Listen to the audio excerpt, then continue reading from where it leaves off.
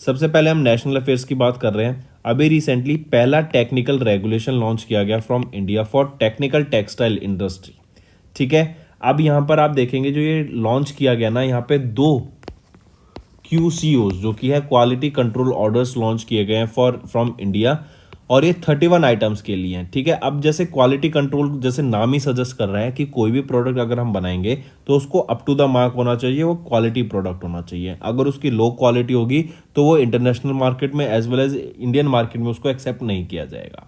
तो इसी के लिए अभी 31 आइटम्स ऐसे सेलेक्ट किए गए जिनके लिए दो क्वालिटी कंट्रोल ऑर्डर्स लॉन्च किए गए हैं, जो कि मार्क करेंगे पहला technical regulation from India for the technical textile industry. इन 31 में से 19 जियो टेक्सटाइल के हैं एंड 12 प्रोटेक्टिव टेक्सटाइल रहेंगे इन द फेज 1। और ये जो दो टेक्सटाइल जियो टेक्सटाइल्स के एंड प्रोडक्टिव टेक्सटाइल QCOs है ना, ये will come into effect in 180 days, right. और जो ये दो मैंने बात करे, पहला है जियो टेक्सटाइल और दूसरा रहेगा प्रोटेक्टिव टेक्सटाइल का। मूविंग ऑन, नेक्स्ट बात करते हैं NCRTC। NCRTC क्या है? National capital region transport corporation. इनके द्वारा इंडिया की पहली semi high speed regional rapid transit system को लॉन्च किया गया था। ठीक है, और इन्होंने ही अभी इसका जो नामकरण किया गया है इंडिया की पहली रीजनल रैपिड या फिर semi high speed regional rapid transit system का, RRTS का, तो उसका नाम क्या रखा गया? रैपिड एक्स इसका नाम रखा गया। अगर आपको याद हो, ट्विटर अपना एक इंडिविजुअल कंपनी अब ना रह के किसका पार्ट बन गई है? एक्स कॉर्प का पार्ट बन गई है। ठीक है, और ये एलन मस्क की कंपनी है जहां पे वो अपने वेरियस सेक्टर्स को एक ही कंपनी के अंदर ला रहे हैं जो कि एक्स कॉर्प रहेगी। ऑलराइट, तो कमिंग बैक, रिमेंबर अभी जो पहली semi high speed regional rapid transit system है उसका नाम क्या रखा गया है? Rapid X, right. और ये जो रैपिड है, it has been designed with a speed of 182 kilometre per hour की स्पीड से चलेगी। ये दिल्ली को कनेक्ट करेगी विद NCR रीजन, जहां पे मेरठ, अलवर और पानीपत से इसको कनेक्ट किया जाएगा, राइट। तो काफ़ी इंपॉर्टेंट है, इसको मार्क करके चलेंगे। और यहीं पर जो आप देखेंगे NCRTC, ये एक जॉइंट वेंचर है of the company of union government and state of Delhi, Haryana, Rajasthan and UP, जो आपका NCR रीजन आ जाता है। चलिए नेक्स्ट पे आ सकते हैं। आप यहाँ पे देख सकते हैं वंदे भारत रीजनल, ये आप देख सकते हैं, ये क्या रहेगी आपकी? High speed regional rapid transit system, RRTS। Moving on, next आ जाते हैं प्रेसिडेंट द्रौपदी मुर्मू। इन्होंने रिसेंटली एसेंट दिया to the competition amendment bill for 2023।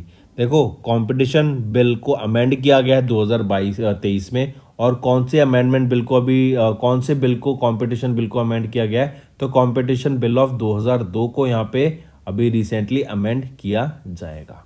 यहीं पे अगर हम बात करें तो प्रेसिडेंट द्रौपदी मुर्मू, इन्होंने अपनी असेंट मतलब अपनी परमिशन दी to the competition amendment bill of 2023 which aims to amend the competition act of 2002।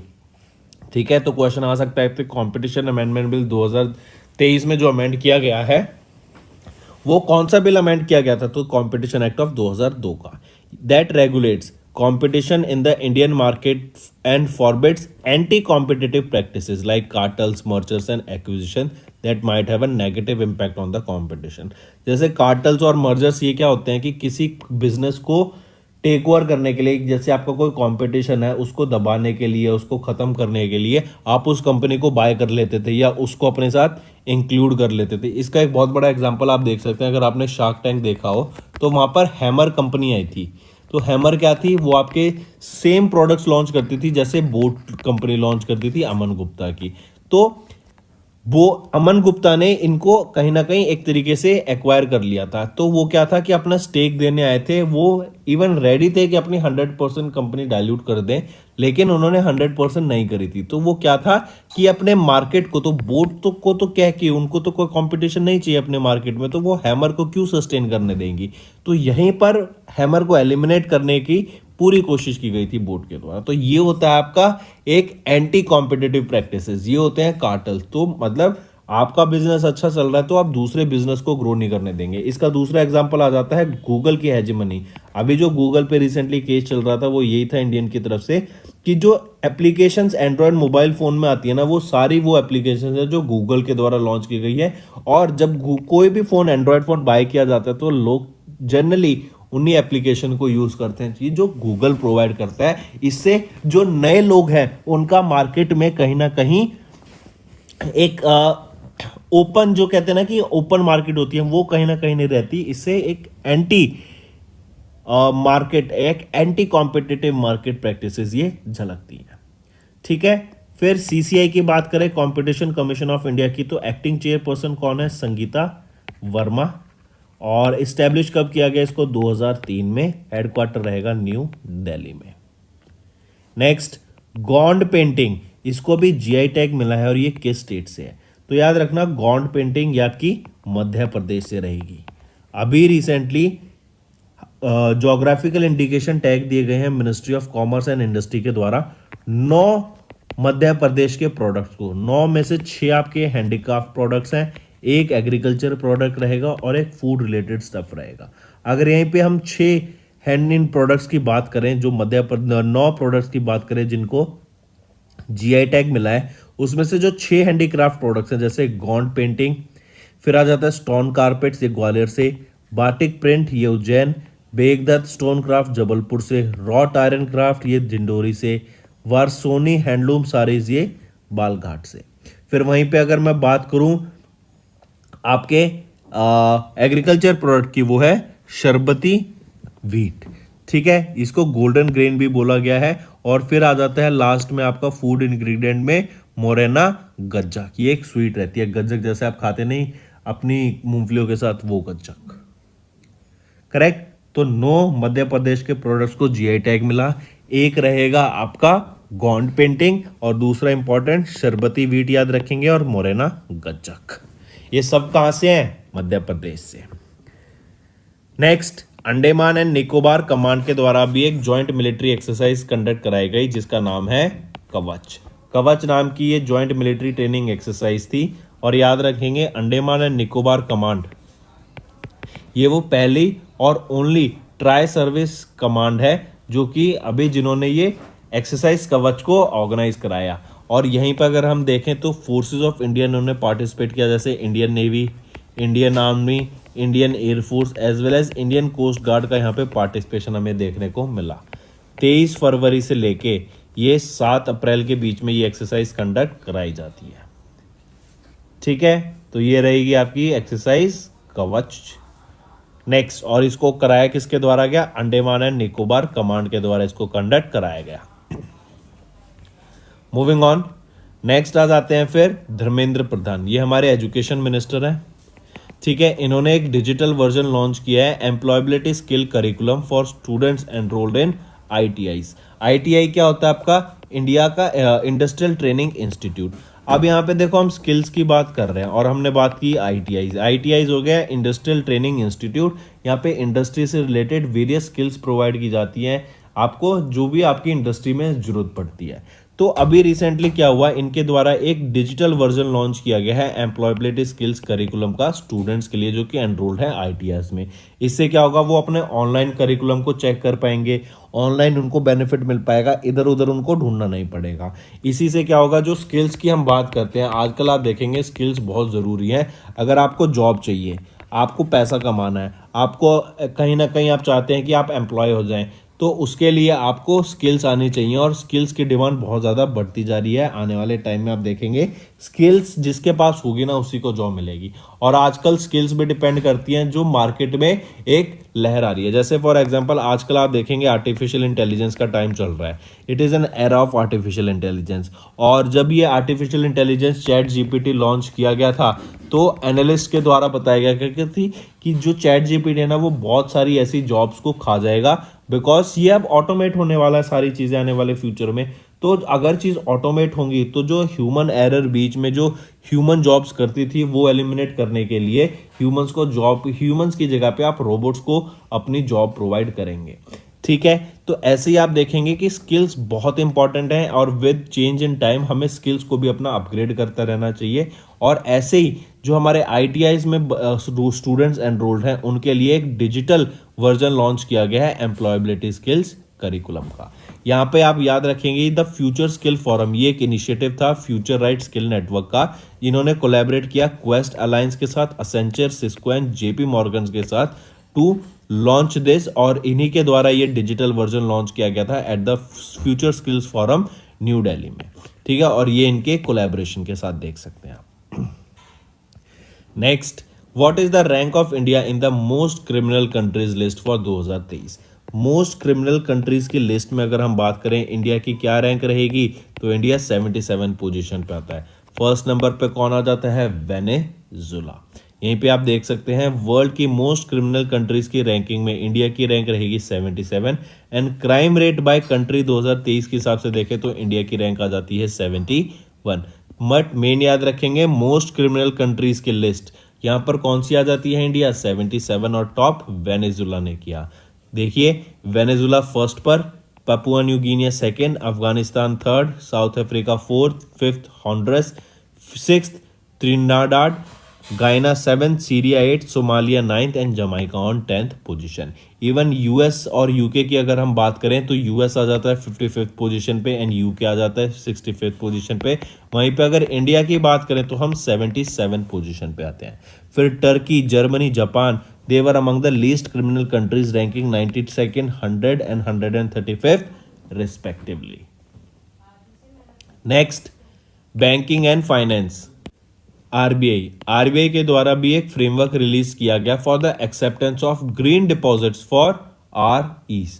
आरईज क्या है आपका? आरईज हो गया रेगुलेटेड एंटिटीज। अब देखो क्या है कि ये हम बात कर रहे हैं ग्रीन डिपॉजिट्स की, आपका नाम सजाना चाहिए और यहाँ पे भी आप पेड़ पौधे देख रहे हैं, तो हम बात करेंगे यहाँ पे एनवायरनमेंट को प्रोटेक्ट करने की।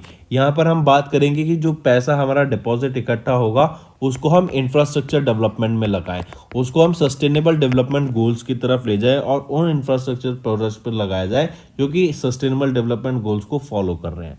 फिर कॉर्पोरेट सोशल रिस्पॉन्सिबिलिटी की सीएसआर की तरफ हम जाएंगे कि जो कंपनियां ऐसा सीएसआर को फॉलो करती हैं वहां पर हम इन्वेस्टमेंट करें। ठीक, यहीं पर हम देखेंगे कि ये जो पैसा इकट्ठा किया जाएगा इसी पैसे को आप देखेंगे कि यूज किया जा रहा है for renewable energy, clean transportation, climate change adaptation, sustainable water, waste management, green building, इन सभी चीजों के लिए। ठीक है, and the projects have to encourage energy efficiency in. Energy efficiency मतलब हम जानते हैं कि आने वाले टाइम में आप देखेंगे एनर्जी की डिमांड बढ़ेगी। अब हम पे डिपेंड करता है कि हम क्या अपना चूज करते हैं। हम या तो हम चाहें कि हम उसको कोल एनर्जी से जनरेट करते रहें, कोल को जलाकर, या फिर हम ग्रीन सोर्सेज ऑफ एनर्जी पे शिफ्ट करें और ज़्यादा एनर्जी जनरेट करें ताकि हम ग्रीन एनर्जी को यूज़ कर पाएँ, जो आपकी रिन्यूएबल सोर्स ऑफ एनर्जी है उसको यूज़ कर पाएँ, ना कि ऐसी एनर्जी जो कि हमारे एनवायरनमेंट को पॉल्यूट कर रही है। ठीक है, तो आरबीआई के द्वारा रिलीज किया गया एक framework for acceptance of green deposits for REs, जो कि है रेगुलेटेड एंटिटीज। ये framework will come into effect from 1st of June 2023। Moving on, GIC क्या है? ये आपका ये है जनरल इंश्योरेंस काउंसिल। जीआईसी के द्वारा भी एक डाटा रिलीज किया गया कि इंडिया की जो नॉन लाइफ इंश्योरेंस की रिपोर्ट है ना, डबल डिजिट ग्रोथ में है in fiscal year 23। That means जिन लोगों ने इंश्योरेंस नहीं करा रखी वो रिकॉर्ड हाई पर है in fiscal year 23 due to strong performance across sectors. ठीक है, जो नॉन लाइफ इंश्योरेंस है ना, they have underwritten a gross premium of 2.6 crore at a 16.4% increase over fiscal year 23। Underwriting क्या होती है? It is a process by which an individual और organization undertakes financial risk in exchange for a particular fee. Next आ जाते हैं IMF cuts India GDP forecast for fiscal year 24। देखो अभी question मैंने कमेंट्स में देखा कि बच्चे पूछ रहे थे सर जीडीपी के बारे में एक्सप्लेन कीजिए। बेटा जीडीपी क्या होता है? जीडीपी होता है जब आप किसी भी कंट्री की अगर हम बात करें, से फॉर एग्जांपल इंडिया की ही बात कर रहे हैं, तो यहाँ पर हम कितना इंपोर्ट कर रहे हैं, कितना एक्सपोर्ट कर रहे हैं, हम कितना मैन्युफैक्चर कर रहे हैं, हमारे यहाँ पर जो सर्विसेज हैं वो प्रोवाइड की जा रही, तो उनका कंट्रीब्यूशन कितना है हमारी ओवरऑल ग्रोथ में एग्रीकल्चर सेक्टर में कितना है, कितने प्रोडक्ट को हम बना रहे हैं, खरीद रहे हैं, बेच रहे हैं, कितनी जॉब्स हैं। तो इन सारी डाटा के हिसाब से ना आपकी एक जीडीपी निकलती है, ग्रोस डोमेस्टिक प्रोडक्ट, कि मतलब हमारी कंपनी की वर्थ कितनी है, वैल्यू क्या है हमारी इंडिया की, हमारे देश की कितनी वैल्यू है। तो उसको जीडीपी एक तरीके से कहते हैं कि, और अगर वो पॉजिटिव है तो हमारा देश ग्रो कर रहा है, नेगेटिव है तो कहीं ना कहीं हमारा देश ग्रो नहीं कर रहा और वो रिसेशन कह देते हैं। तो अगर आप देखेंगे जो ऑन एन एवरेज इंडिया की जो जीडीपी अभी ग्रोथ प्रोजेक्ट की जा रही है ना, 6 से 7% के बीच में की जा रही है। तो अभी रिसेंटली एक डाटा रिलीज किया गया आईएमएफ के द्वारा, जहां पर इन्होंने इंडिया की जो जीडीपी फॉरकास्ट है फिस्कल ईयर 24 के लिए, उसको कट कर दिया है, उसको रिड्यूस कर दिया है 6.3% से, उसको रिड्यूस कर दिया गया to 5.9%। I correct my self, 6.1% से यहां पे रिड्यूस कर दिया गया टू 5.9%। ठीक है, 20 बेसिस पॉइंट मतलब 0.2% का यहाँ पे हमें रिडक्शन देखने को मिला into the India GDP by IMF. IMF की भी वर्ल्ड इकोनॉमिक आउटलुक ये रिपोर्ट रिलीज की जाती है, उसमें ये डाटा रिलीज किया गया है। और ये क्वेश्चन भी काफी इंपॉर्टेंट बन जाता है कि वर्ल्ड इकोनॉमिक आउटलुक किसके द्वारा रिलीज की जाती है, तो आईएमएफ के द्वारा। आईएमएफ का हेडक्वार्टर कहाँ पर है, वॉशिंगटन डीसी में। इनकी मैनेजिंग डायरेक्टर कौन है, क्रिस्टलिना जॉर्जिवा। कब इस्टेब्लिश किया गया था, तो 1944 में इसको इस्टेब्लिश किया गया था। ये तो हो गई फिस्कल ईयर 24 की बात, जहां पर 6.1 से कम करके 5.9 प्रोजेक्ट किया गया। वहीं पे अगर मैं बात करूं फिस्कल ईयर 25 की, तो 6.3 से जो रिड्यूस करके 6.8 से रिड्यूस करके अब उसे 6.3% कर दिया गया फॉर फिस्कल ईयर 25। ठीक है, याद रखेंगे, इंपॉर्टेंट है कि फिस्कल ईयर 25 में 6.8 प्रोजेक्ट की थी आईएमएफ ने, अब उसको 6.3 कर दिया गया है। और फिस्कल ईयर 24 के लिए 6.1 प्रोजेक्ट की गई थी, उसको अब रिड्यूस करके 5.9% कर दिया गया है। ठीक, यहीं पर इन्होंने बताया कि जो हमारी ग्लोबल ग्रोथ होगी, ग्लोबल इकोनॉमी की ग्रोथ होगी, वो कितनी है, 2.8% इन 2023 और 3% इन्होंने बोला 2024 में। ठीक है, चलिए नेक्स्ट पे आते हैं। नेक्स्ट बात करते हैं भी रिसेंटली भेल, जो कि है भारत हैवी इलेक्ट्रिक्स लिमिटेड, इनको एक ऑर्डर मिला है 80 sleeper class Vande Bharat train का over a period of 6 years. इनको ये 80 sleeper class Vande Bharat train deliver करनी है। और ये जो ईच ट्रेन की जो कॉस्ट रहेगी ना, वो 120 करोड़ रुपए रहेगी। तो हमें 80 डिलीवर करनी है, तो टोटल कॉस्ट क्या हो गई, 9,600 करोड़ रुपए का ये एक पूरा कॉन्ट्रैक्ट साइन किया गया भेल के द्वारा, ताकि इन्होंने 80 sleeper class Vande Bharat train deliver करनी है over a period of 6 years. ये जो कंसोर्टियम है ये कंप्राइज करता है भेल एंड टीटन वैगन्स लिमिटेड, इनके द्वारा, ये इनका टेक्नोलॉजी पार्टनर है और इनके द्वारा मिलके ही ये 80 वंदे भारत ट्रेन को डेवलप किया जाएगा। Sleeper class Vande Bharat train या फिर ट्रेन 18 ट्रेन सेट्स बोलूं, they are in demand because they can travel on long routes like Delhi to Mumbai and Delhi to Howrah. Correct. फिर यहीं पे याद रखेंगे एनुअल मेंटेनेंस कॉन्ट्रैक्ट भी दिया गया है, it has also been placed for 35 years. Next science and technology पे आ जाते हैं। अभी रिसेंटली RRI जो कि है रमन रिसर्च इंस्टीट्यूट, इन्होंने पार्टनर किया इंडियन नेवी के साथ, ताकि एक सिक्योर मैरीटाइम कम्युनिकेशन डेवलप किया जा सके यूजिंग क्वांटम टेक्नोलॉजी। अब ये क्वांटम टेक्नोलॉजी की मदद से RRI ने क्या दिखाया कि हम एक जगह जो स्टेशनरी ऑब्जेक्ट है एंड दूसरा हमारा मूविंग ऑब्जेक्ट है, हम उसके साथ कम्युनिकेट कर सकते हैं इजीली यूजिंग क्वांटम टेक्नोलॉजी। और हम जानते हैं क्वांटम टेक्नोलॉजी क्या होती है, बहुत सुपरफास्ट आपकी स्पीड से कम्युनिकेशन कर सकते हैं हम यहाँ पर। ये आपके जो सुपर कंप्यूटर्स होते हैं ना, उससे भी फास्ट सुपर कंप्यूटर से भी फास्ट क्वांटम कंप्यूटर्स होते हैं। इनकी जो टेक्नोलॉजी होती है वो बहुत ज़्यादा सिक्योर होती है एंड ये बहुत ज़्यादा आपका फास्ट कैलकुलेशंस भी कर सकते हैं अगर हम क्वांटम कंप्यूटर्स की देखें तो अभी रिसेंटली RRI ने, जो कि बेंगलोर कर्नाटका बेस्ड कंपनी है, रिसर्च इंस्टीट्यूट है, इन्होंने पार्टनर किया इंडियन नेवी के साथ, ताकि क्वांटम टेक्नोलॉजी की मदद से आपका कम्युनिकेशन किया जा सके। RRI इन्होंने एक 5 साल का मेमोरेंडम ऑफ अंडरस्टैंडिंग साइन किया है weapons and electronic systems engineering establishment के साथ, the research and development wing of the Indian army. Question में ऑप्शन में आपका ये भी आ सकता है कि RRI ने किसके साथ टाइप किया, इंडियन नेवी ना देकर आपको क्या दे देंगे, WESEE। ठीक, फिर यहीं पे याद रखेंगे ये जो पार्टनरशिप है ये फॉर्मलाइज की गई थी आफ्टर आरबीआई ने जब अपना ये ब्रेक थ्रू डेमोन्स्ट्रेशन दिखाया ऑफ द क्वांटम कम्युनिकेशन, और उसके बाद इनका ये एमओयू साइन किया गया है। चलिए नेक्स्ट आते हैं। नेक्स्ट है रेवेन्यू सेक्रेटरी संजय मल्होत्रा, इनके द्वारा एक यूनिफाइड पोर्टल लॉन्च किया गया है ऑफ सीबीएन, जो कि है central bureau of narcotics. India की नारकोटिक्स कंपनी एंड नाइजीरिया के नारकोटिक्स ऑर्गेनाइजेशन के बीच में भी एक एमओयू साइन हुआ था, ताकि जो इलीगल ड्रग ट्रैफिकिंग इंडिया में हो रही है फ्रॉम नाइजीरिया उसको रोका जा सके। और अभी recently revenue secretary Sanjay Malhotra इनके द्वारा एक यूनिफाइड पोर्टल लॉन्च किया गया ऑफ सीबीएन। सीबीएन है सेंट्रल ब्यूरो ऑफ नारकोटिक्स। अब नारकोटिक्स सिर्फ ड्रग्स नहीं होते जो आपकी हेल्थ को इम्पैक्ट करते हैं, बल्कि नारकोटिक्स में आपके वो ड्रग्स भी आ जाते हैं जो आपके दवाइयां को बनाने में काम करते हैं। ठीक है, तो उनके लिए विच ये जो आपका सीबीएन लॉन्च किया गया ये एफिशिएंसी एंड ट्रांसपेरेंसी लाएगा एंड रिड्यूस करेगा time taken by the pharma industry to get a trade license. ठीक है, under the ambit of various United Nation conventions and narcotic drugs and psychotropic substances act of 1985, CBN is a central government organization that deals with the international trades of narcotic drugs, psychotropic substances and precursor chemicals. Right तो basically क्या कहा जा रहा है यहाँ पे, जो central bureau of narcotics ये एक यूनिफाइड पोर्टल लॉन्च किया गया कि किसी को भी अगर ड्रग्स आपके ट्रेड करने हैं from one country to another country, और हम जानते हैं इंडिया बहुत ज़्यादा ग्लोबली अगर हम देखें तो इंडिया का बहुत बड़ा नाम रहता है आपकी दवाइयों के सेक्टर में। कोविड-19 के टाइम पे भी काफ़ी सारी दवाइयाँ इंडिया के थ्रू एक्सपोर्ट की गई थी to different parts of the world. तो उसी के लिए उसी को और ज़्यादा यूनिफाई करने के लिए एक यूनिफाइड पोर्टल लॉन्च किया गया, ताकि जिन लोगों को ट्रेड करना है उनको ये केमिकल्स का ड्रग्स का लाइसेंस इजीली मिल सके। इसीलिए ये यूनिफाइड पोर्टल लॉन्च किया गया ताकि एक बेटर ट्रांसपेरेंट आपका सिस्टम बनाया जा सके।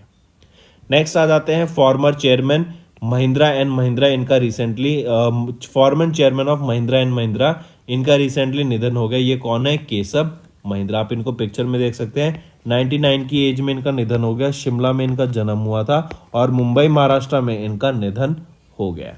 ठीक, काफी इंपॉर्टेंट व्यक्ति हैं, ये भी आपको याद रखना है।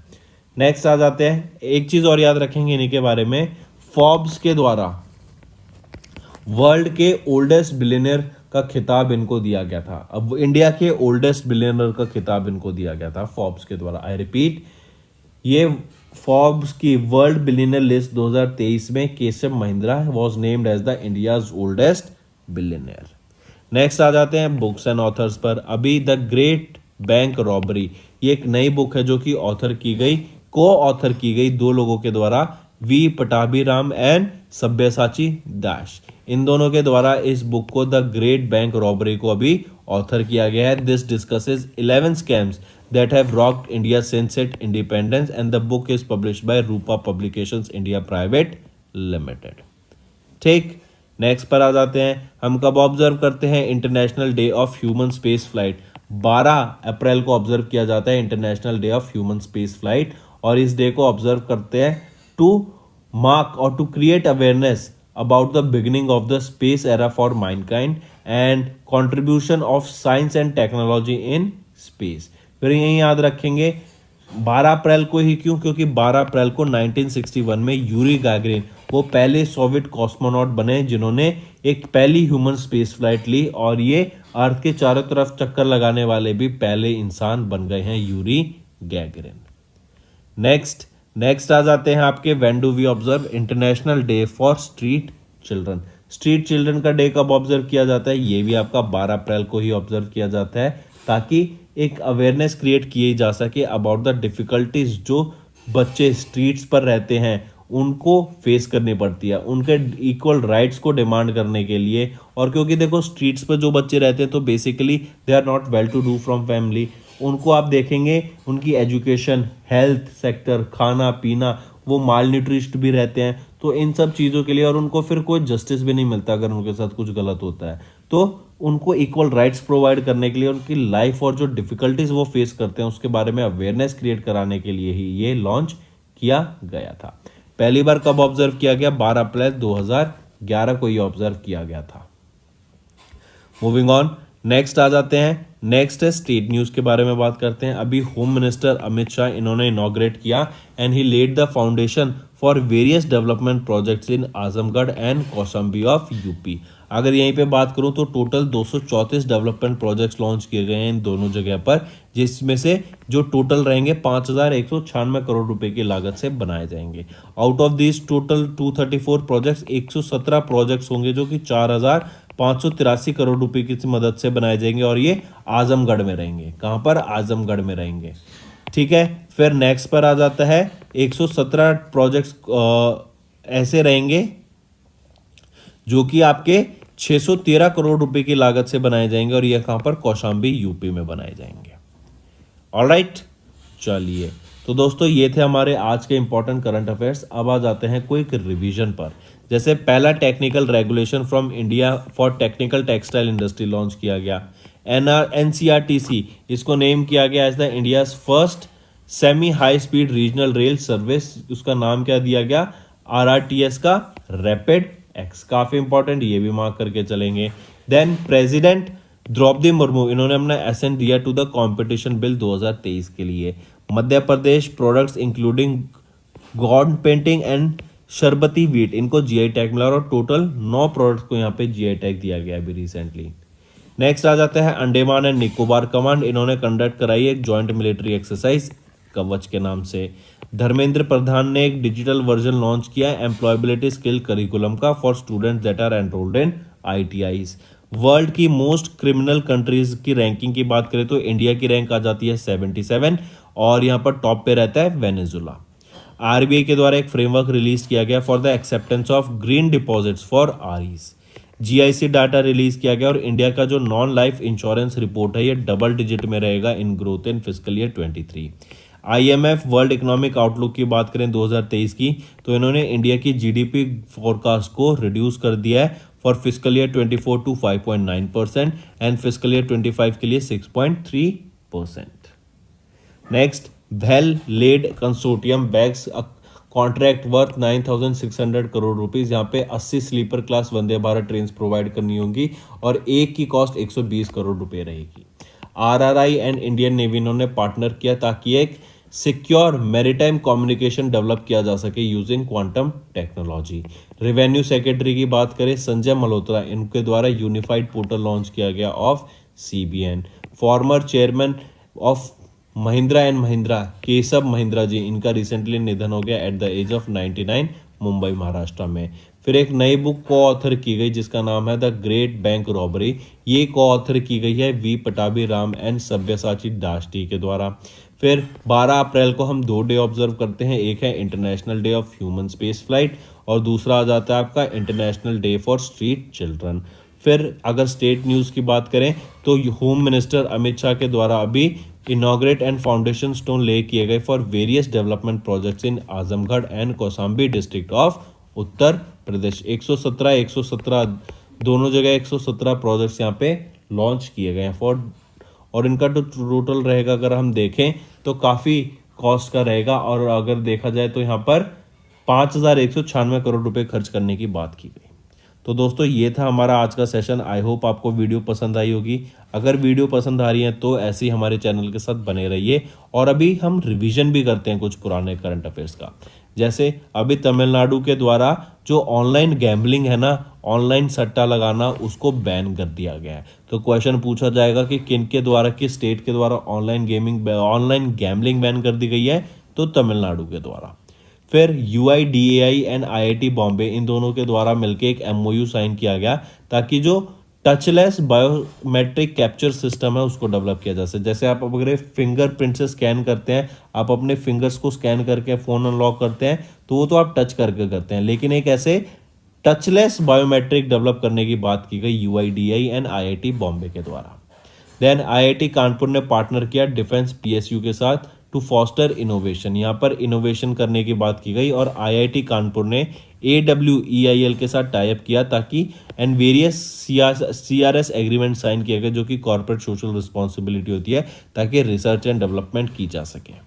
नेक्स्ट, NSE इंडस्ट्रीज ने लॉन्च किया इंडिया का पहला Nifty REITs and InvITs index, mark करेंगे। नेक्स्ट, केरला का Periyar tiger reserve was topped in the management, या फिर क्वेश्चन पूछा जा सकता है कि वो मैनेजमेंट के लिए कौन सा टाइगर रिजर्व टॉप पे रहा, तो वो है पेरियार टाइगर रिजर्व, और ये कहाँ पर है, केरला में। नेक्स्ट आ जाता है एक्सरसाइज कॉप इंडिया। ये एक्सरसाइज कॉप इंडिया 23 मतलब 2023 में हुई। Indian air force and Indian air force and US air force के बीच में ये एक्सरसाइज कॉप इंडिया हुई, और कहाँ पर, वेस्ट बंगाल में हुई।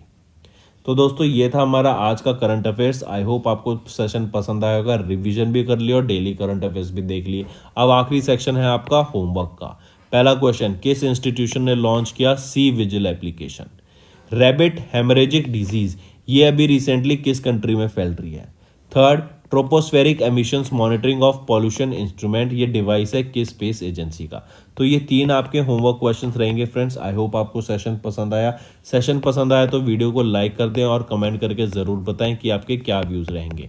अगर आप चाहते हैं कि हम ऐसा सेशन डेली बेसिस पे आपके लिए लाते रहें ताकि आपके रिवीजन होते रहे और नई नई चीज़ें सीखने को मिलती रहें, तो कमेंट करके ज़रूर बताइएगा। इसी के साथ साथ काफ़ी बच्चे पूछ रहे थे कि सर ये जो क्वेश्चंस मैं आपको होमवर्क देता हूँ ये आपको बेसिकली ये तो मैं पढ़ा देना, तो बेटा ये आपके लिए रिवीजन के लिए ना, अगर ये भी मैं आपको पढ़ा दूंगा तो आप खुद क्या ड्यू डिलीजेंस करेंगे, आप क्या खुद सीखेंगे चीज़? आपको भी तो रिसर्च करना पड़ेगा। आप जब ये क्वेश्चन सर्च करते हैं तो आप ये देखिए ना, आपको अलग से कितनी इन्फॉर्मेशन मिलती है। अगर जो मैं पढ़ा रहा हूँ वही क्वेश्चन दे दिया तो आपको नया तो कुछ सीखने को मिला ही नहीं, उसके अलावा आपने खुद से भी रिसर्च नहीं करा। तो ये कुछ ऐसे क्वेश्चन होते हैं जो आपके करंट अफेयर्स के ही होते हैं, आपको पता